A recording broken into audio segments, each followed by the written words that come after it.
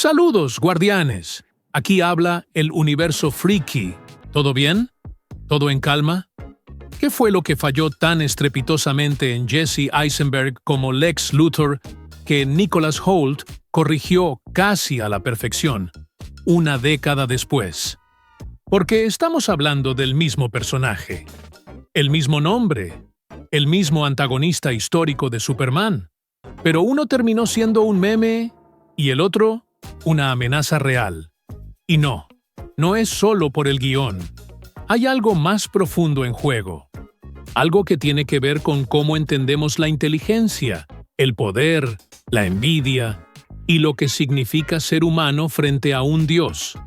Pero no te adelantes, porque hay un momento clave que pasa desapercibido y que puede reescribir por completo cómo vemos al villano más emblemático de Metrópolis. Ya llegaremos a eso. Antes de continuar, si este tipo de análisis te engancha, suscríbete ahora.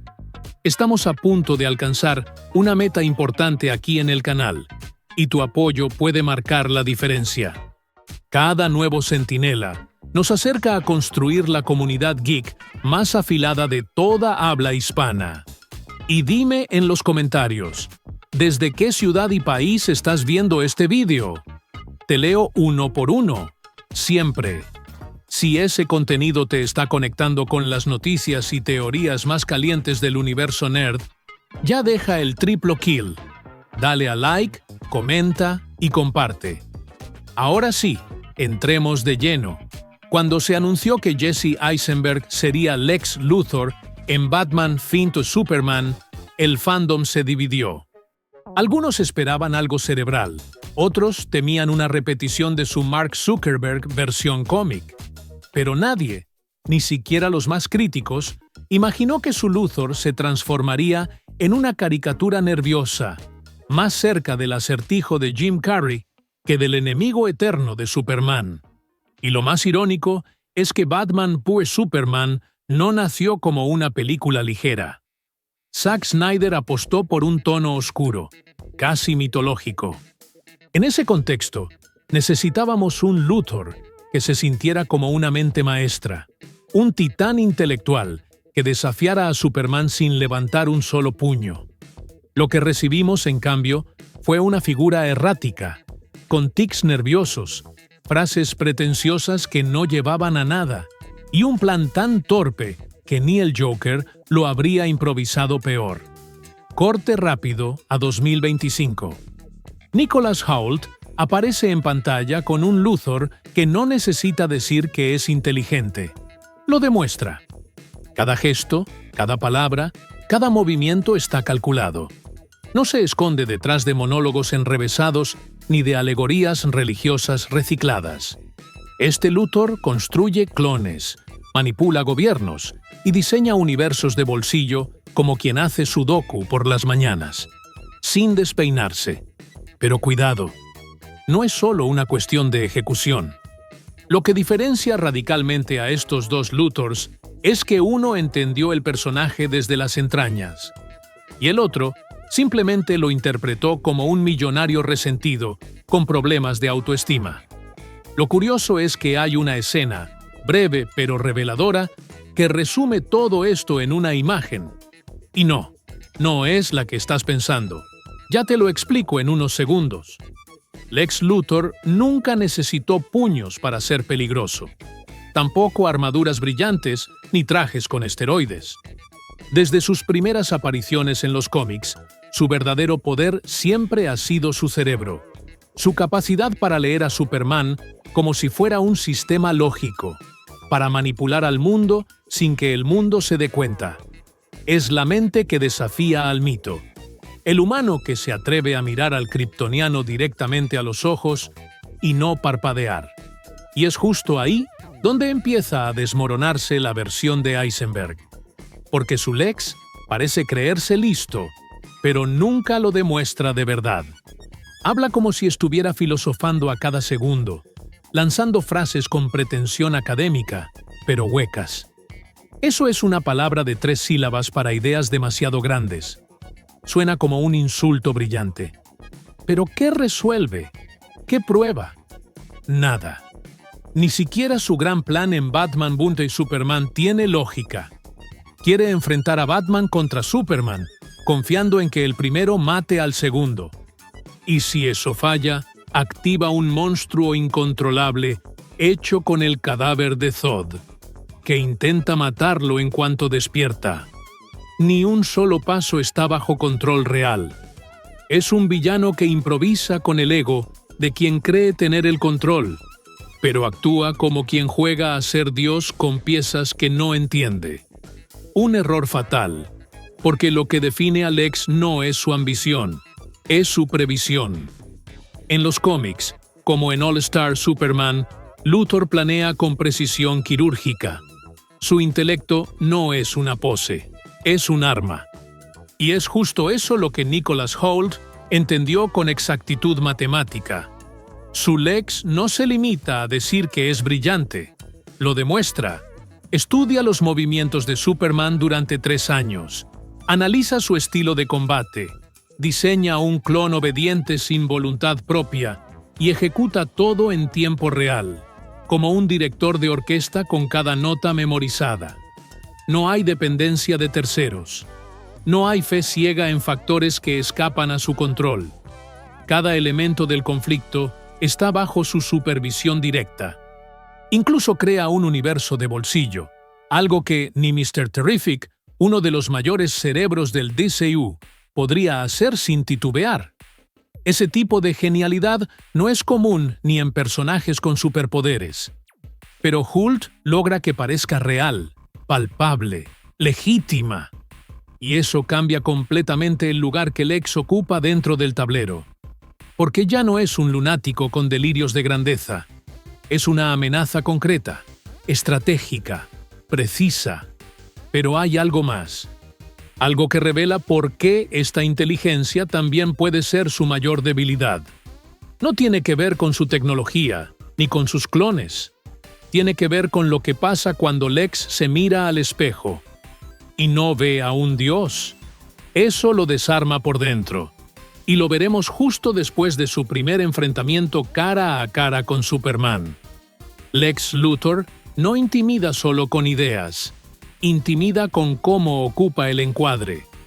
En los cómics de Frank Quitely o Leinil Francis Yu, la postura lo dice todo. Barbilla firme, hombros abiertos, economía de gesto. Ese lenguaje corporal se traduce en autoridad inmediata. En Batman vs Superman, sin embargo, el Lex de Jesse Eisenberg bascula entre tics, risas nerviosas y estallidos que rompen el tono de la escena. Golpea mesas, se interrumpe a sí mismo, juega a parecer más rápido que sus palabras. La consecuencia es clara. No proyecta control, proyecta volatilidad. En un thriller de dioses y símbolos, su presencia se percibe más cercana a una caricatura inestable que a la mente maestra que debería desarmar a Superman con una sola mirada. La puesta en escena no le ayuda. En el cara a cara del tejado, cuando tiene a la madre de Clark como rehén, la película necesita forzar bloqueos de cámara y juego de alturas para evitar que la diferencia física con Henry Cavill arruine la amenaza. Aún así, el cuadro lo delata.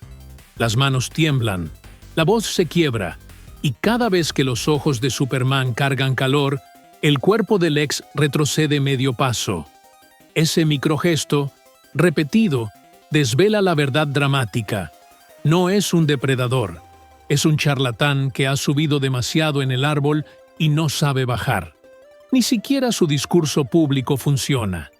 En la gala de beneficencia, donde un Luthor clásico seduce a la sala, Eisenberg tropieza, balbucea y transmite ansiedad social. Un gran villano puede mentir ante una cámara. Este ni siquiera consigue creer su propia mentira. El contraste con Nicholas Hoult es inmediato. Primer enfrentamiento en el despacho. Superman irrumpe. La secretaria se encoge en la silla. Y Hoult no pestañea. Se levanta, iguala la altura, endereza la chaqueta y pide que graben, como si todo el encuentro fuese un protocolo más en su agenda. No necesita elevar la voz.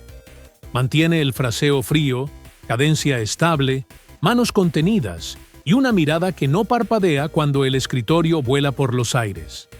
La sastrería, trajes ajustados, hombro marcado, nudo de corbata impecable. Subraya un físico estilizado, pero sólido. Cerca del Luthor de All-Star Superman, capaz de imponer sin exoesqueleto. La cámara lo sabe y lo recompensa.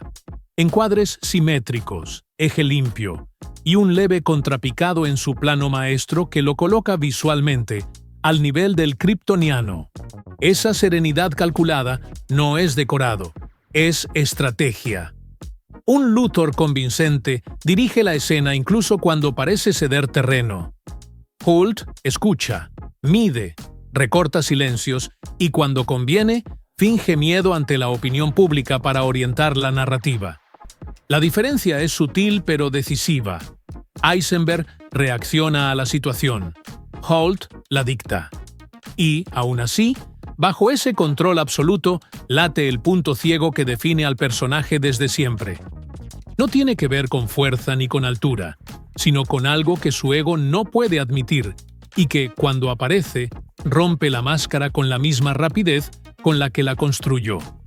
Esa grieta es el motor del siguiente paso. La diferencia clave no es si Lex falla o no, sino cómo falla. En Eisenberg, el fallo nace de la torpeza del plan, provocar una pelea imposible de controlar y liberar un arma que intenta matarle al nacer. En Hoult, el plan es sólido, la ejecución es quirúrgica, y el tropiezo llega por algo mucho más coherente con el personaje de los cómics. La hibris. No es estupidez, es arrogancia. Cree que está varios escalones por encima de todos y actúa en consecuencia. Ese matiz cambia la lectura completa del villano, porque su derrota potencial no invalida su inteligencia. Expone su orgullo. Las pruebas están sembradas en detalles que definen carácter. Su Lex presume de una superioridad moral e intelectual que exige adoración pública. Se ofende si le comparan con Galileo o Einstein, porque en su escala ellos quedan por debajo. No confía en factores externos. Diseña un clon sin voluntad propia. Estudia a Superman durante años y centraliza el combate en tiempo real. Pero cuando mira a las personas, solo ve piezas. Apoya una invasión y negocia con el presidente quedarse con medio territorio, como si el tablero geopolítico fuese su despacho. Finge miedo en televisión tras filtrar el mensaje de Superman para manipular una audiencia entera, mientras en privado mantiene el tono gélido de quien cree dominar cada variable. Ahí se esconde la grieta. El intelecto de Hoult no le falla en el laboratorio, le falla en el juicio sobre el factor humano. Subestima a una pareja que fotografía sus planes porque su ego le impide verla como amenaza. Antes, encerraba exnovias en una prisión privada. Ahora, su vanidad le hace bajar la guardia. Y en el día a día, deja migas que revelan su concepción de jerarquía. Cuando la situación se tensa, lanza una taza al suelo para que el equipo la recoja. Un gesto mínimo que desnuda su necesidad de dominio. Ese gesto conecta con la tradición de All-Star Superman, o Birthright, Luthor como el hombre que se cree destino, cuyo talón de Aquiles es la imposibilidad de admitir que nunca será un dios. Esa fisura no estalla aún, pero ya vibra en el encuadre. Tras el primer cara a cara, cuando el plan parece perfecto, la máscara tiene una microfisura que solo se ve cuando alguien como Superman altera el orden que él impone. El siguiente paso muestra qué ocurre cuando esa fisura se abre y el control absoluto se convierte en rabia contenida. El punto de inflexión de Hoult llega cuando Superman escapa del universo de bolsillo y por primera vez el tablero deja de obedecerle. La máscara de control no se rompe porque su plan sea absurdo.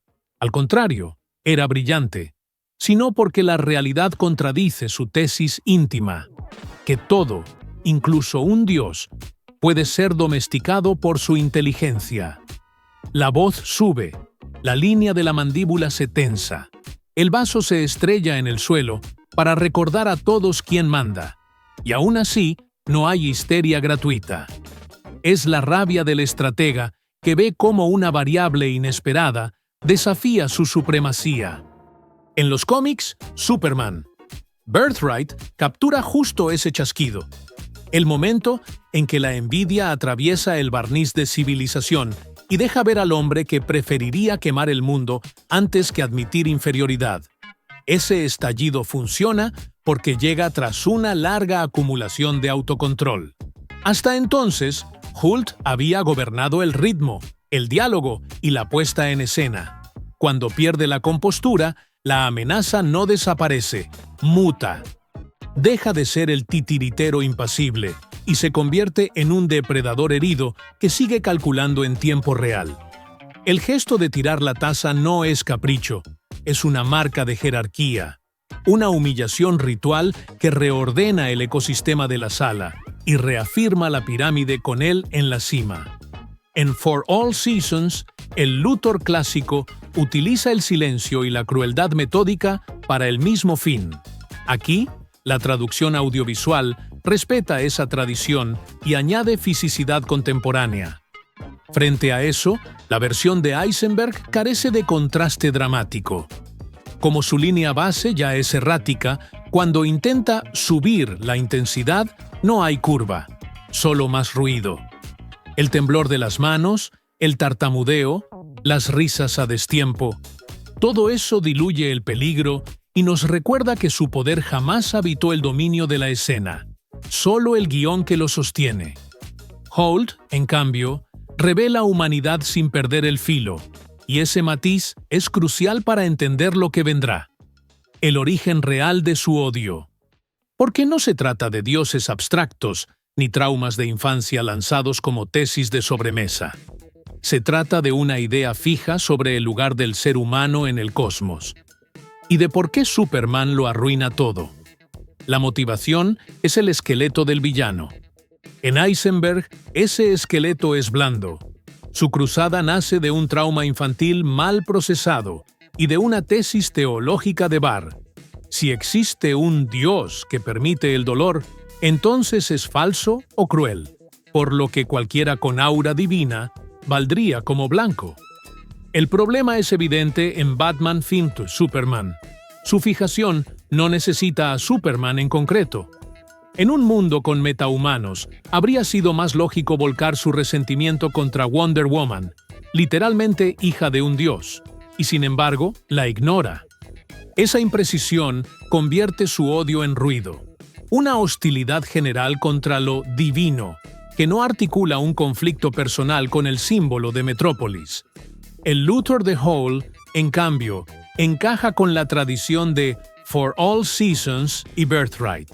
Su odio es una idea política y filosófica llevada al extremo. Se ve a sí mismo como el pináculo de la especie.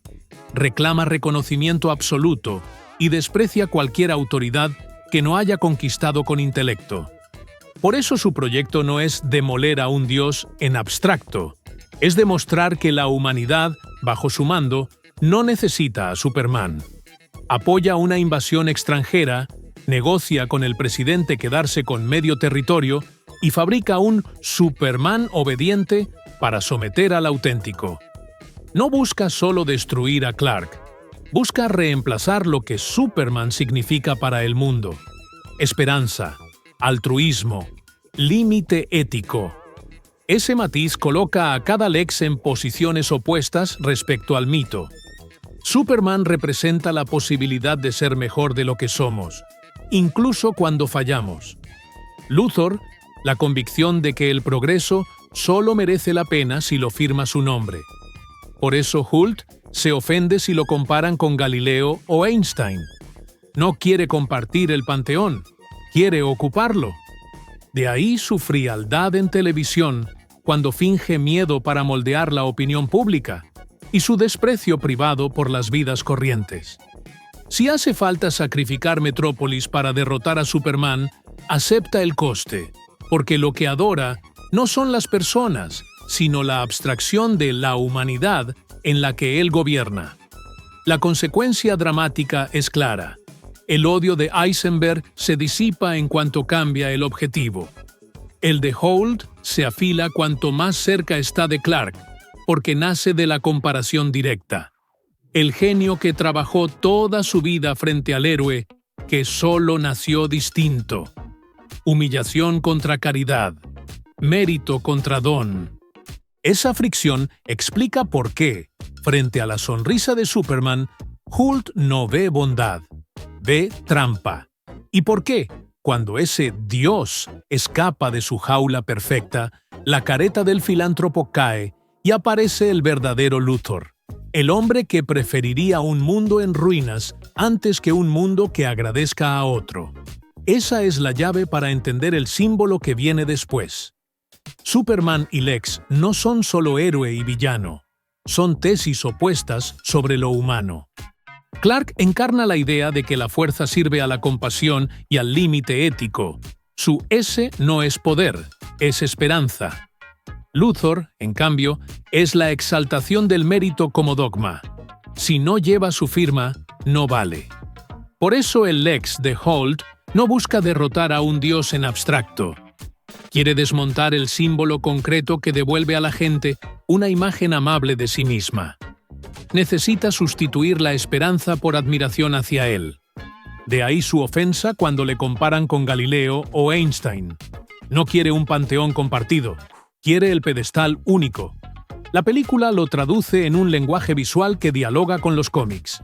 El despacho de Holt, líneas frías, simetría quirúrgica, vidrio pulido, funciona como espejo moral. Todo es superficie perfecta. Nada permite ver el fondo. En For All Seasons, el Luthor clásico se mira en Metrópolis y solo ve una ciudad que le debe todo. Aquí, el encuadre reproduce esa mirada propietaria.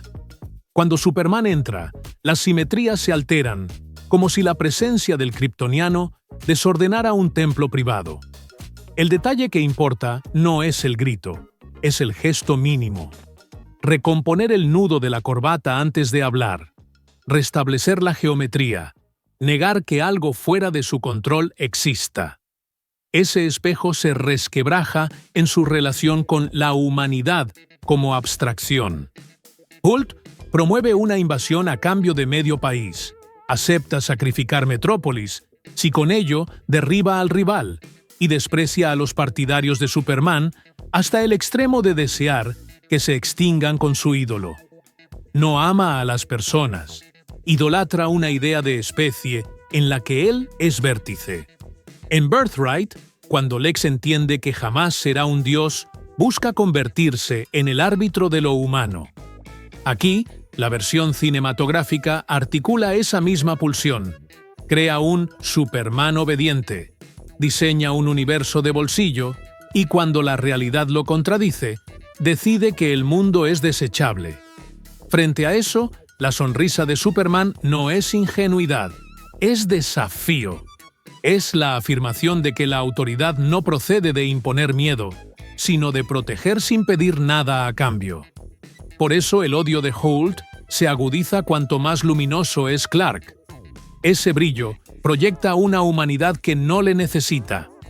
Y ahí está la clave del contraste con Eisenberg.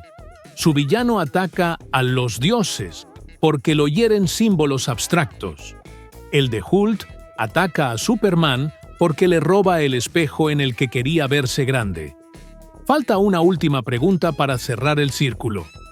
¿Qué habría pasado si este hubiese sido el Lex del arranque del antiguo DCU? Esa hipótesis reordena toda la conversación del legado y nos lleva al desenlace.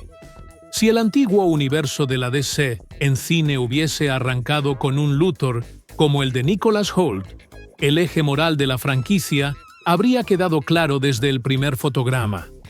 Un antagonista que demuestra inteligencia, no solo la declama, que impone presencia sin gritar y que articula un propósito político reconocible, obliga a Superman a definirse en el terreno que más le favorece, el de las ideas y los límites éticos. El contraste es evidente con la etapa de Jesse Eisenberg, plan torpe que se vuelve contra su creador, presencia volátil que rompe el tono y una motivación difusa que podría dirigir su odio a cualquier figura divina. Con Hult, el conflicto es personal, simbólico y coherente con décadas de cómics. Un Lex así no solo vence escenas, redefine el tipo de historias posibles. Permite tramas donde la humanidad de Clark se pone a prueba frente a la ambición humana en su forma más seductora. La pregunta ya no es ¿cómo derrotar físicamente a Superman?, sino ¿qué ocurre cuando un hombre brillante intenta convencer al mundo de que no necesita esperanza, solo a él al mando? Esa es la batalla que las mejores páginas han contado.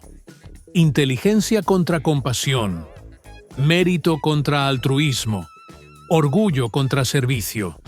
Cuando el villano entiende eso, el héroe crece. Cuando lo ignora, todo se vuelve ruido. En resumen, Hult entiende que la mente del Lex es su arma, su porte es su escudo, y su motivación es el campo de batalla. Eisenberg ignora las tres. Por eso uno se siente amenaza y el otro anécdota. Y por eso este debate importa. Porque explica por qué seguimos volviendo a Superman y a su némesis, buscando la versión que nos rete de verdad. Si este análisis te aporta claridad y te ahorra horas entre trailers, rumores y teorías huecas, suscríbete. Estamos a punto de alcanzar una meta importante del canal y tu apoyo nos ayuda a mantener una comunidad exigente, con análisis serios y teorías con base, siempre un paso por delante del calendario de estrenos. Antes de cerrar, cuéntame en los comentarios desde qué ciudad y país nos estás viendo. Me paso a leeros a todos.